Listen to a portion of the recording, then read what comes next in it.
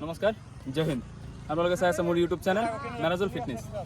আজি মই আপোনালোকক দেখাম আমাৰ এখন ফিল্ডৰ প্ৰেক্টিছ কৰি থকা আমাৰ ফ্ৰেণ্ডসকলৰ, বন্ধু বান্ধৱীসকলৰ কেনেকুৱা টাইমিং লাগি আছে, যোৱা ইণ্টাৰভিউটোত কেনেকুৱা কোনে কিমান মাৰ্ক পালে তাৰ বিষয়ে দেখাম। আৰু এইবাৰ আপোনালোকৰ ফিল্ডত কোনে কিমান হায়েষ্ট মাৰ্ক কিমান পাইছে আপোনালোকে যে পাৰে কমেণ্ট বক্সত কমেণ্ট কৰি জনাব। যদিহে মোৰ ভিডিঅ'বোৰ ভাল পায় like, comment, share and subscribe কৰিব। তেন্তে বলক আমি আজিৰ ভিডিঅ'টো আৰম্ভ কৰোঁ।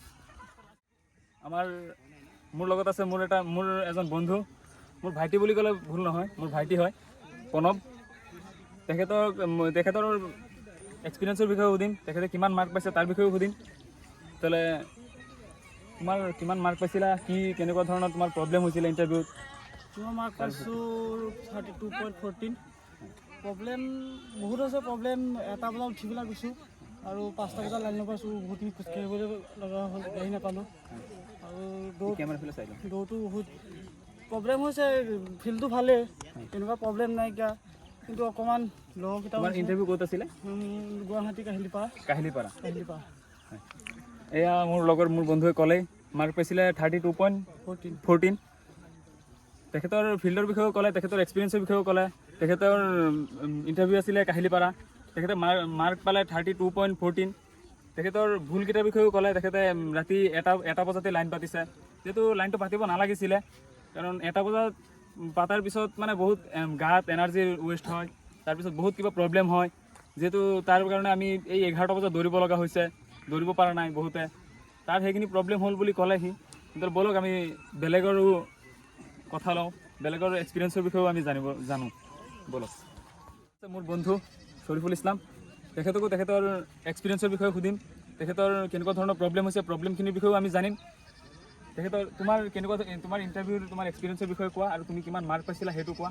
আৰু মানুহৰ তোমাৰ ভুলকেইটা, তুমি যিকেইটা ভুল কৰি আহিছা, ভুলটো মানুহৰ হয়েই, তুমি নহয় বুলি ক'ব নোৱাৰিবা। তোমাৰ কেনেকুৱা ধৰণৰ ভুল হৈছিলে, ভুলকেইটাৰ বিষয়ে তুমি কোৱা আমাৰ দৰ্শকক।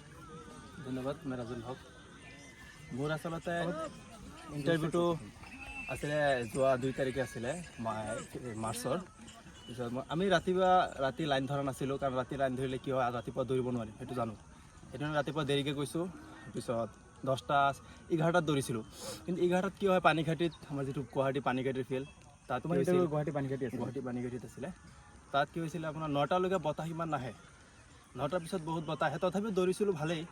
আপোনাৰ 15 পাক মাৰিছিলোঁ 11:45। পিছত মই এনেকুৱা এটা ডাঙৰ ভুল হ'ল জীৱনত, 15 পাক মাৰি মই বহি গৈছোঁ। পিছত বহি যোৱাৰ লগে লগে মোৰ বন্ধুকেইটা আছিল, সিহঁতক মই এতিয়াও ধন্যবাদ দিওঁ, চিৰজীৱন ধন্যবাদ দিম। সিহঁতে মোক কৈ আছিলে যে নাই তোমাৰ 15 পাক হৈছে, 16 পাক হোৱা নাই। পিছত মই বহি আছোঁ, কমেও 30 ছেকেণ্ডমান বহি আছোঁ। পিছত আকৌ উঠি গৈ আকৌ দৌৰিছোঁ। পিছত টাইম বহুত লাগি গ'ল, পিছত 13:38 লাগি গ'ল।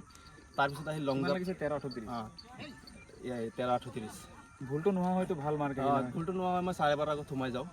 পিছত লং জাম্পত কি হ'ল, 12টা বজাত লং জাম্প মাৰিছোঁ। পানীখাইটি মানে কি ব্ৰহ্মপুত্ৰৰ কাষতে যে, মানে ইমান এনেকুৱা বতাহ বলে, মানে আমাৰ ষ্ট্ৰেংথ পইণ্টটো কি, কিছুমান অলপৰ পৰা গৈ জাপ মাৰে, আমি বেছি দৌৰি গৈ জাপ মাৰোঁ। কিন্তু তাত কি হৈছিলে, আমি বেছি দৌৰিব নোৱাৰোঁ, এনেকুৱা বতাহ উল্টাকৈ আহিছে। পিছত লং জাম্প এক্সেলেণ্ট অহা নাই। টোটেল মাৰ্ক মই 29 পাইছোঁ, মোৰ ফাৰ্ষ্ট প্ৰিফাৰেঞ্চ গ্ৰেড 1। তাকে আশাটো সকলোৱে কৰিব লাগে। পানীখাইটি লং জাম্পৰ জেগাটো মানুহে কৈ আছে বহুত বেয়া, তোমাৰ কেনেকুৱা? লং জাম্পৰ জেগাটো পানীখাইটি মানে কি হয়, য'ৰ পৰা লং জাম্প মাৰে সেইখিনি জেগা চাপত মানে ডাউন, আৰু য'ত লং জাম্প মাৰে সেইখিনি অলপ ওখ। সেইখিনিও ইমানটো মেটাৰ কৰা নাছিল, কিন্তু এনেকুৱা বতাহ বলিছে। কেৱল মোৰ নহয়, আমাৰ লগত 6টা গ্ৰুপ আছিল, লাষ্টত 40টামান ল'ৰা আছিলোঁ। 40টা ধৰি এটাও এক্সেলেণ্ট মাৰা নাই। 40টাত 9টাৰ আগত মাৰিছিলে, 2-3টা এক্সেলেণ্ট মাৰিছিলে, কিন্তু 10টাৰ পিছত এক্সেলেণ্ট এটাও অহা নাই। হয়তো মোৰ এক্সেলেণ্ট আহা নাছিল, কিন্তু বাকী কেইজনৰ আহিব লাগিছিল 2-এজনৰ হ'লেও, কিন্তু বতাহৰ কাৰণে অহা নাই। মোৰ বন্ধুকো মোৰ চেনেলত ইণ্টাৰভিউটো দিয়াৰ কাৰণে, ইণ্টাৰভিউ নহয় জাষ্ট এইখিনি কথা কোৱাৰ বাবে ধন্যবাদ দিছোঁ তেখেতকো। বহুতে সুধি আছিলে যে আপুনি কিমান পালে, আপুনি কিমান মাৰ্ক পাইছে, কি প্ৰব্লেম হৈছে আপোনাৰ। হয়, মোৰো বহুত প্ৰব্লেম হৈছে। মোৰ প্ৰব্লেমৰ কাৰণে ময়ো লং জাম্পটো এক্সিলেণ্ট মাৰিব পৰা নাই, ৰানিংটো ঠিকেই আছিলে। মই 28.81 পাইছোঁ মাৰ্ক। যিহেতু মোৰ অলপ প্ৰব্লেমৰ কাৰণে লং জাম্পটো মাৰিব পৰা নাই। লং জাম্পৰ প্ৰব্লেমটো চবেই কৈ আছে। মোৰো ইণ্টাৰভিউ যিহেতু পানীখাইটি আছিলে, গুৱাহাটী পানীখাইটি আছিলে। পানীখাইটিত বহুত প্ৰব্লেম হৈছে, যিহেতু আমাৰ 6টা গ্ৰুপৰ শ্লিপ লাষ্টত দিছিলে, একেলগে দিছিলে লাষ্ট শ্লিপখন। সেই শ্লিপখনত আমাৰ 6টা গ্ৰুপত 40জনমান ল'ৰা ৰখিছিলে। 40জনৰ পৰা এজনো লং জাম্প এক্সেলেণ্ট মাৰিব পৰা নাই।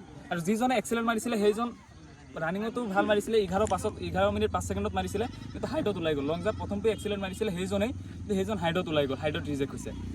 তেতিয়াহ'লে কি কওঁ আৰু দুখৰ কথা যে ময়ো এক্সেলেণ্ট মাৰিব পৰা নাই, সেইদিনা কোনেও মাৰিব পৰা নাই। সেইদিনা বুলি নহয়, লং জাম্প আমাৰ পানীখাইটি বহুত কমেই হৈছে এক্সেলেণ্ট, লং জাম্প মাৰিবই পৰা নাই। তাৰ কাৰণে আপোনালোকক কওঁ যাতে আপোনালোকে ভালকৈ প্ৰেক্টিছ কৰক আৰু সেইবোৰ আপোনালোকে হেৰি নিদিব যে কিহৰ কাৰণে পৰা নাই কি, আপোনালোকে চেষ্টা কৰক, নেক্সট টাইম পাৰিব। আমাৰ যোৱাবাৰ আমাৰ এইখন ফিল্ডৰ পৰাই 18জন মানে চাকৰি পাইছে, ABOBত চাকৰি পাইছে, কামাণ্ডত চাকৰি পাইছে। তাৰ বাবে কওঁ যে আপোনালোকে কষ্ট আৰু সাহসখিনি কৰি কষ্ট আৰু সাহসেৰে যুঁজি পেলাই গৈ থাকক। সেয়ে আমাৰ এতিয়াও বহুত দৰ্শকে দৌৰি আছে ফিল্ডত।